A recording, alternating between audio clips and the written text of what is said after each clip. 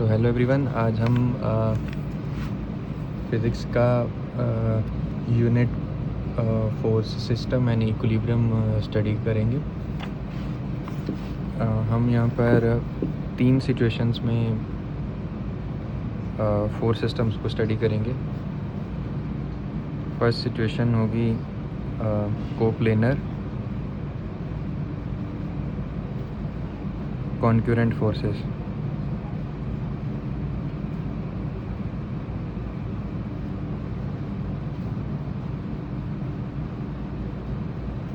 Second होगा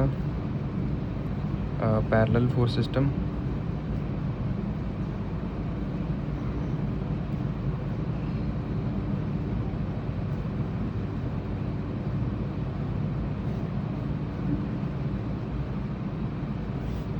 and third होगा coplanar non concurrent force system.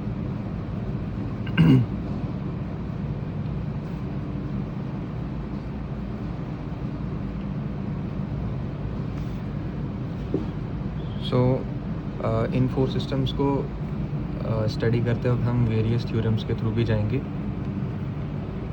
जैसे कि अगर मैं फर्स्ट केस को देखता हूँ which is coplanar concurrent force system.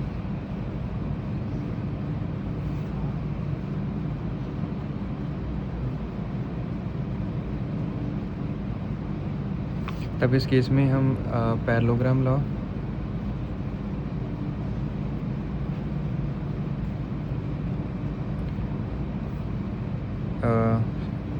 Lami's theorem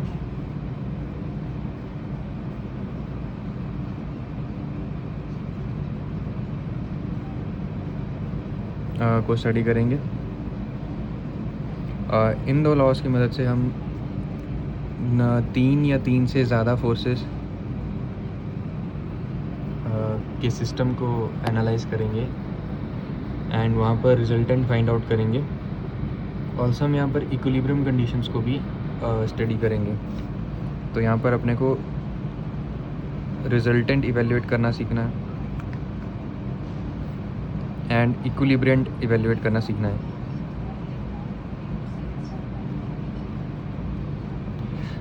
इक्विलिब्रियंट एक ऐसा फोर्स होता है जो रिजल्टेंट के मैग्नीट्यूड के बराबर होता है बट डायरेक्शन में उसके अपोजिट। फॉर एग्जांपल कोई फोर्स सिस्टम है जिसमें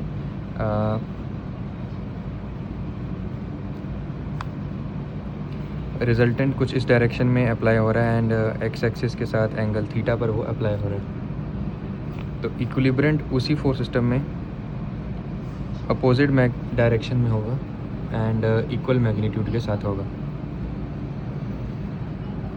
तो अगर मैं यहाँ पर वेक्टर फॉर्म में लिखना चाहूँ तो रिजल्टेंट का vector will be equals to negative of equilibrant का वेक्टर एंड मैग्नीट्यूड वाइज दोनों सेम ही होंगे। Magnitude of resultant is equals to magnitude of equilibrant. Obviously force एक वेक्टर है जिसके पास डायरेक्शन और मैग्नीट्यूड दोनों हैं।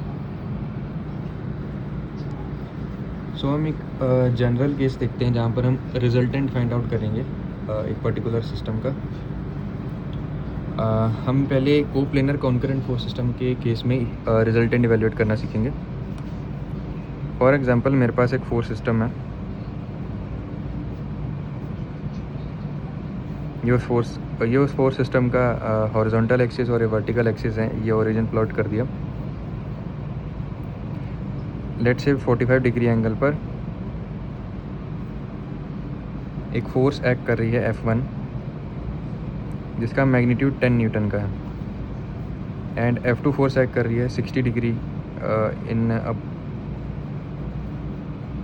Clockwise direction with x axis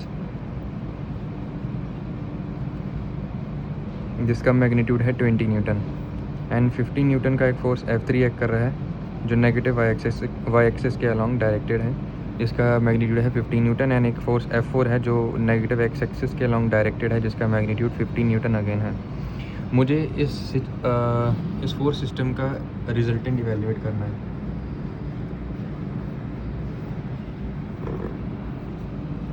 तो यहाँ पर ऑलवेज रिजल्टेंट क्या होगा, इक्वल्स टू होगा sum of all the forces present in the system.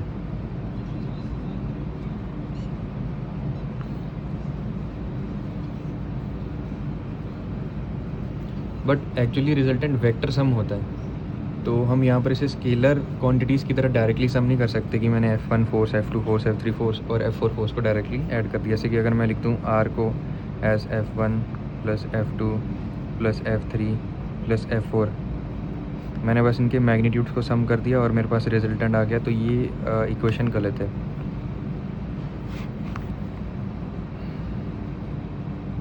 यहाँ पर अगर मैं F1 फोर्स को वेक्टर फॉर्म में लिखूँ,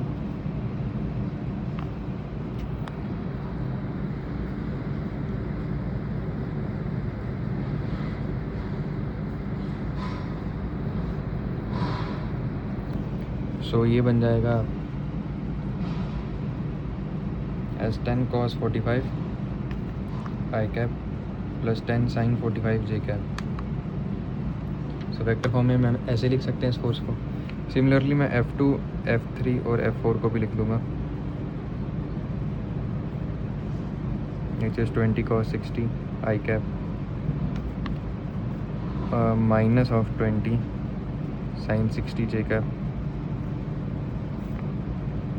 और ये F3 है माइनस 15 J कैप और F4 है माइनस 15 I कैप, ये J कैप है।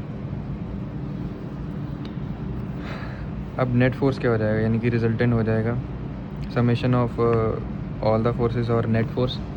और नेट फोर्स क्या हो जाएगा यहाँ पर, summation of all forces in x direction times I cap plus summation of all forces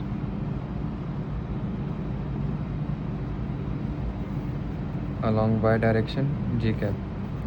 and जब मैं इसका मैग्नीट्यूड इवेल्यूएट करूँगा तो बन जाएगा under root of summation of f of x का whole square plus summation of f of y का whole square. Most of the cases में अपने को मैग्नीट्यूड इवेल्यूएट करना होगा एंड एंगल इवेल्यूएट करना होगा रिजल्टेंट वेक्टर का, मे बी हॉरिजॉन्टल एक्सिस के साथ।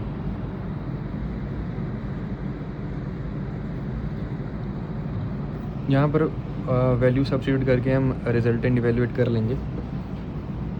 मेन थिंग हम यहाँ पर अंडरस्टैंडिंग बिल्ड करेंगे, आंसर की तरफ नहीं जाएंगे। लेट्स से अगर यहाँ पर ये मेरा हॉरिजॉन्टल एक्सिस है, एक्स एक्सिस यानी वाई एक्सिस, एंड रिजल्टेंट कुछ इस तरह से प्रोजेक्टेड है यहाँ पर with an angle of let's say alpha. अब रिजल्टेंट की यहाँ पर दो कंपोनेंट्स हैं, एक समेशन fx और समेशन fy। एक्स एक्सिस के लॉन्ग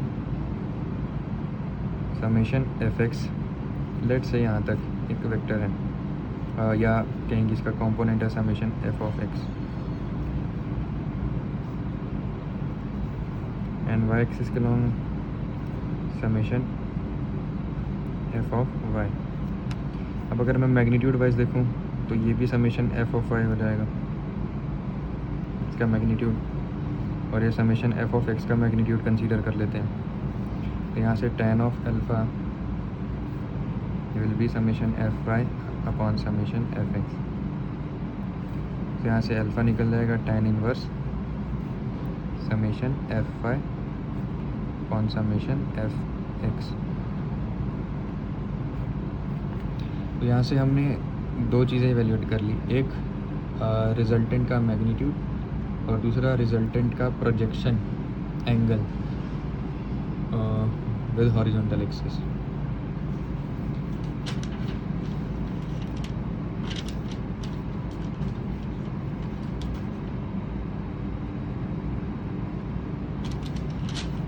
अब यहाँ पर हम इक्विलिब्रियम कंडीशन को स्टडी करेंगे। सो इक्विलिब्रियम क्या है ये पहले समझ लेते हैं। यहाँ पर मैंने डेफिनेशन पहले से लिखी थी। इक्विलिब्रियम एक ऐसी कंडीशन है जहाँ पर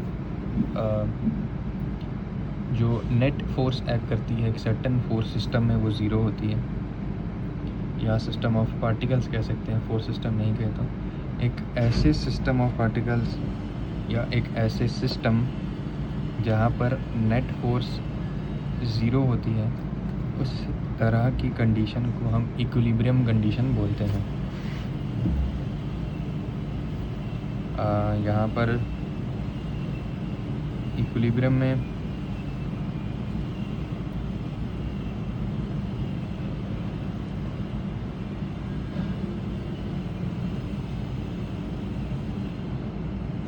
अब जो भी समेशन होगा नेट फोर्स का वो ज़ीरो होगा और यही हमारा रिजल्टेंट भी है, यानी कि इक्विलिब्रियम कंडीशन में रिजल्टेंट ज़ीरो होगा। अब इसके बाद पैरेललोग्राम लॉ को हम स्टडी करेंगे।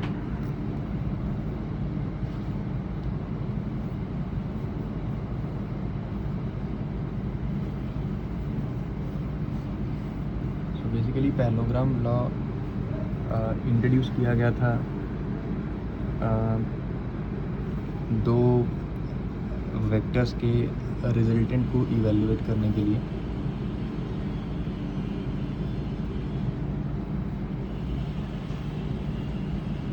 लेट्स से मेरे पास एक वेक्टर p है एंड उससे कुछ सर्टन एंगल पर एक फोर्स q, एक्चुअली p भी एक फोर्स है, वेक्टर नहीं सिर्फ। तो ये दो फोर्सेस जो कि कोप्लिनर है और कॉन्क्यूरेंट है,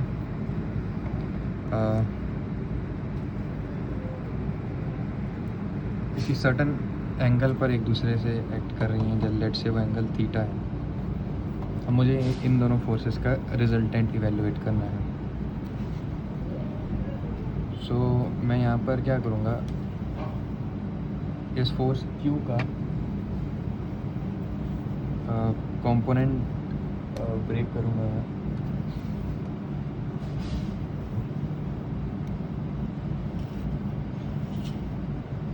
अगर ये वेक्टर Q है तो ये वेक्टर भी Q होगा,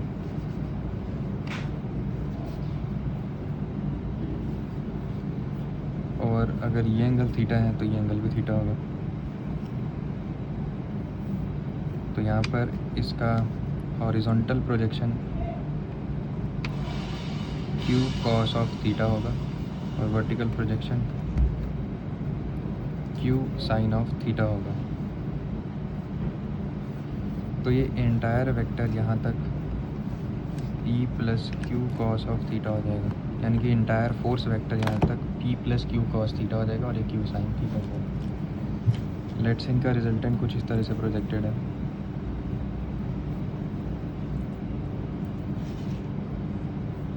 एंड वेक्टर P के साथ अल्फा एंगल पर इंक्लाइंड है।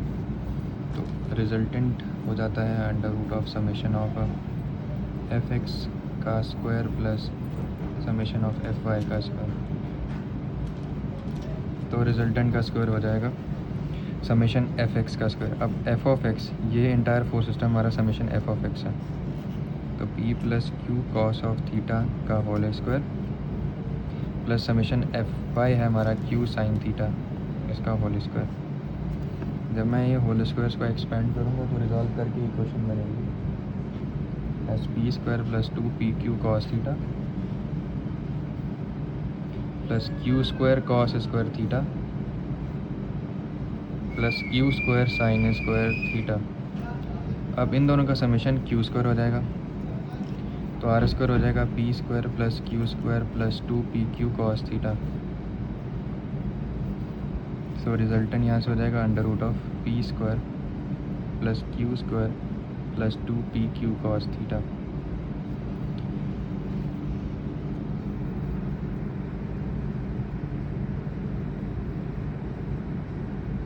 अब यहाँ पर अगर मैं ऑब्ज़र्व करूँ इस एक्सप्रेशन को, तो यहाँ पर रिजल्टेंट R हो जाएगा एस। क्या मैं रिजल्टेंट R को ऐसे लिख सकता हूँ, P dot of P plus Q dot of Q plus 2pq